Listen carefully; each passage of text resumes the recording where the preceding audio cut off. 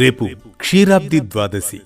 ఏకాదశి రోజు యోగనిద్ర నుంచి మేల్కొన్న శ్రీ మహావిష్ణువు ద్వాదశి రోజున శ్రీ మహాలక్ష్మితో కలిసి భూలోకానికి వస్తాడు.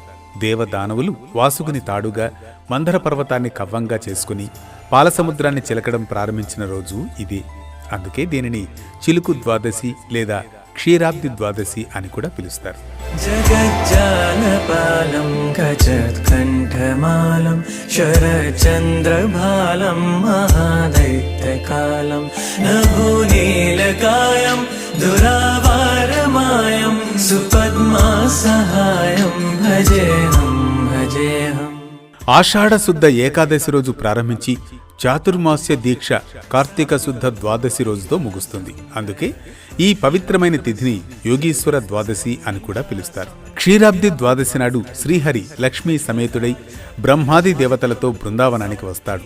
శ్రీ మహావిష్ణువు దామోదరుడు అనే పేరుతో తులసిమాతను వివాహం చేసుకుంటాడు. అందుకే వైష్ణవాలయాల్లో విష్ణువు కొలువైన ఉసిరికి మహాలక్ష్మిగా భావించే తులసికి క్షీరాబ్ది ద్వాదశి నాడు కళ్యాణం జరిపిస్తారు. చిదానందరూపం మనోహర స్వరూపం ధృతానేక రూపం భజేహం భజేహం. తులసి కళ్యాణం చేయడం వల్ల జీవితంలోని కష్టాలు తొలగిపోయి ఇంట్లో సుఖ సంతోషాలు ఉంటాయని నమ్ముతారు. అంతేకాక భార్యాభర్తల మధ్య విభేదాలు ఉంటే అవి సమసిపోతాయని, పెళ్లి కాని యువతలకు పెళ్లి జరుగుతుందని నమ్మకం.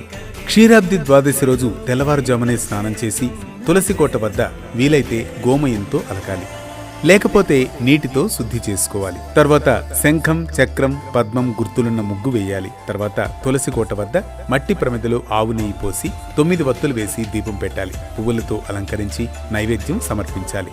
ఓం బృందావనీయాయ నమః అనే మంత్రం చదువుతూ తులసి కోట చుట్టూ ప్రదక్షిణ చేయాలి. క్షీరాబ్ది ద్వాదశి రోజున ఆకలితో అలమటిస్తున్న పేదవారికి పెరుగన్నం దానం చేస్తే ఆర్థిక ఇబ్బందులు తొలగిపోతాయని పండితులు చెబుతున్నారు. మరో భక్తి రాగం ధర్మ దీపంతో మళ్లీ కలుద్దాం రేపటి పరమార్థంతో.